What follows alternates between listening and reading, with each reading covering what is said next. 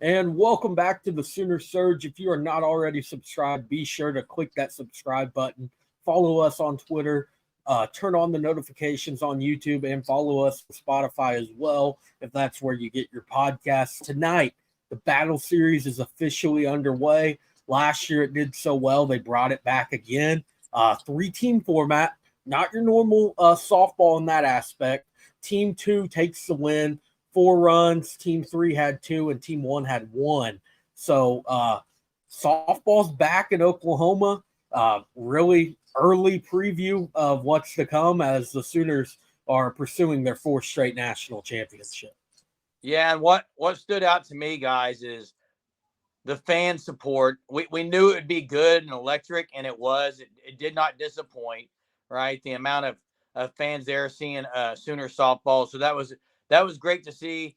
Saw a lot of pitchers. The MVPs in this game. I don't know if, we had Jada Coleman as an MVP, Peyton Monticelli as an MVP for the pitcher, and then you had Cassidy Pickering.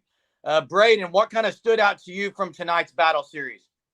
The freshman, Maya Bland hitting a bomb, and Cassidy Pickering hitting the ball, and Ella Parker.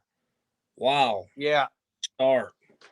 Yeah, Ella Parker's the one that I know Jay and I have talked a lot about being maybe elite level early on.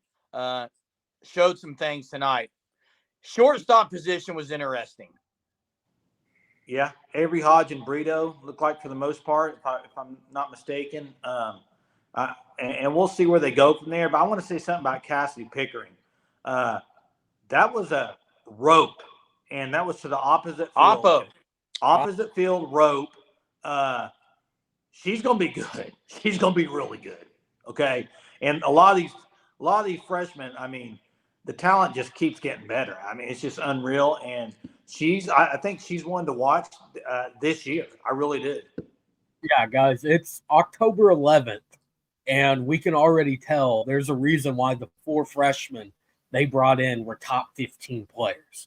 All 4 of them looked very, very impressive tonight. All 4 of them are going to be pushing for playing time early on, as there are a few spots that are voids there from last year with players that are no longer on the team. Hey, and I know I don't believe Sydney played at all, Sydney Sanders. And then you had some injuries, with Lilio. Did Lilio get in? No. Lilio I think, had a knee brace on, and then you had, Carly Keeney with broken finger. But, I look at somebody like Ella Parker, guys. And before I say this, viewers, love your comments on here. Please put your comments of what stood out to you in this game today, kind of what you liked from this game that you watched tonight. But I look at first base, and I know Sydney Sanders played a lot there last year, right? But Ella Parker is somebody you can throw in there as well. I mean, you saw her with the great play when Torres doubled up the runner. A really good scoop from Ella Parker over there at first. She's kind of can play different positions, and she can definitely be on the field this year as a freshman for sure. Yeah, and hey, look, I know we had the live going yesterday, and appreciate our viewers who were on that. And then a lot of you guys kept commenting. Sydney, I know, commented about Hannah Core.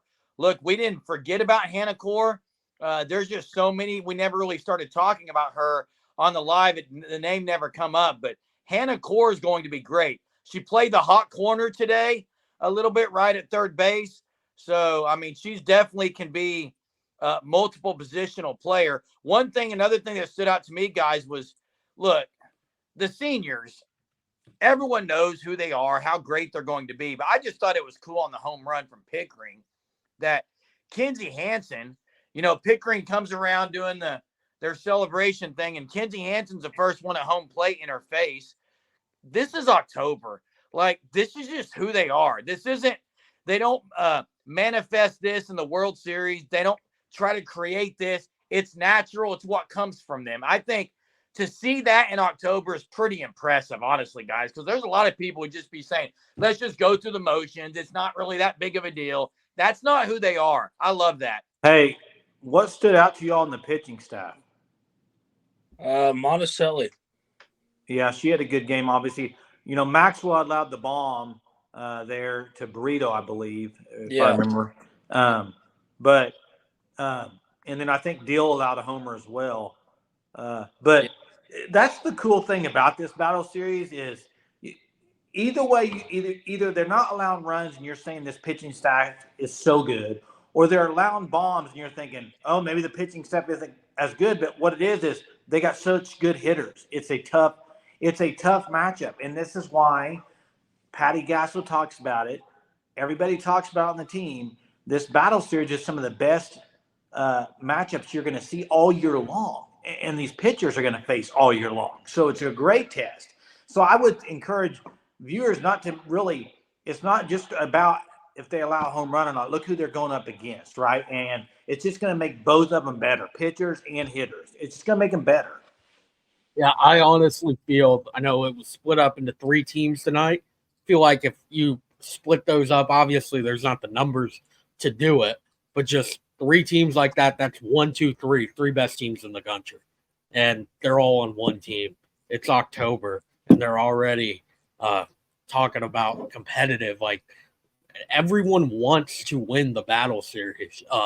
And really, in the grand scheme of things, it doesn't matter for a championship down the road, but to them it does. That's how they build the culture that Patty Gasso has established that's just so dominant in Norman. Yeah, and I'm very interested to see where we talked about this on the live, but I'm very interested to see who's going to be the so-called ace of the staff. I know we talked about pitching by committee, but I'm just wondering, is Maxwell or May going to just take that next step to be like the ace, like Ball was last year at the end of the year? Well, for one, first off, it was very weird seeing Kelly Maxwell in Crimson and Cream. Yeah. I agree. That was different. Second of all, I'm going to go ahead with a hot take on October 11th. I know it's way too early, but look, they lose Grace Lyons. They lost Erickson. There's others. This team's going to score more runs this year. They're going to score more runs. For one, some of those hitters that maybe didn't show as much power as they used to, like Torres is going to have more power this year. These freshmen, Braden, you mentioned Bland, Pickering, Parker. Like, we'll see if the defense at short mainly, and if they jostle around. There was also a collision tonight that was a little scary. I don't know if you guys saw that, but it's like, hey, no injuries, please, no injuries. But I think that this team is going to score more runs and show more power than last year. And I think that's a pretty bold take because they were pretty good last year, last time I checked. Yeah. And Hodge played some second tonight, too. She had a good outing. So they moved her around. She's going to be kind of like Lions, guys. I mean, I don't want to say she's going to be Lions defensively, but her bat is going to be the weakness of her. But you can have that with the others they have in the lineup. You've got to nail down, I think, an everyday kind of go-to shortstop, though. I don't think Patty's going to want to be jostling around with that a whole lot, probably. So I wouldn't think so either, Jeremy. I think she's going to want to pick somebody and go with it. Now, obviously, you can move it every once in a while, but I do think she's going to want to pick someone and run with it. But yeah, the freshmen stood out. They're going to be great. The freshmen are going to be unbelievable. And I mean, look at this senior class that's leaving, and you got this class and the next 2 that have already committed that are unbelievable talent-wise. And so it's just going to keep rolling, steamballing, guys. It's been forgotten about so far. No one's really said it. Jada Coleman does what Jada Coleman does best. Always. She won it for her team. Got the win tonight in the final inning. A 2-run double hit to the wall, cleared the bases to put 4 runs up for Team 2 to get the win. And then Kinsey Hansen had a triple tonight. So catcher's showing off the speed. Yeah. And Burritos was a missile. Yeah. That ball got out in a hurry. Yeah, and hey, you mentioned it. Jada Coleman does what Jada Coleman does, and I've never seen anyone be able to live up and to the moment time and time again and make the biggest play of the game time and time again. That's what Jada Coleman does. That's why she is so elite.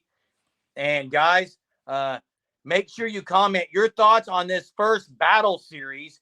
We will be doing, I know there's been some viewers asking for a YouTube live for softball again. We did one the other night. We will have another one that will come at you tomorrow night, later in the evening around 9 or 9:30, for whoever can be on there. We'll promote it tomorrow. You guys be on. We'll talk about this first battle series. So can't wait for that. Make sure you're subscribed. Till next time, Boomer. Boomer.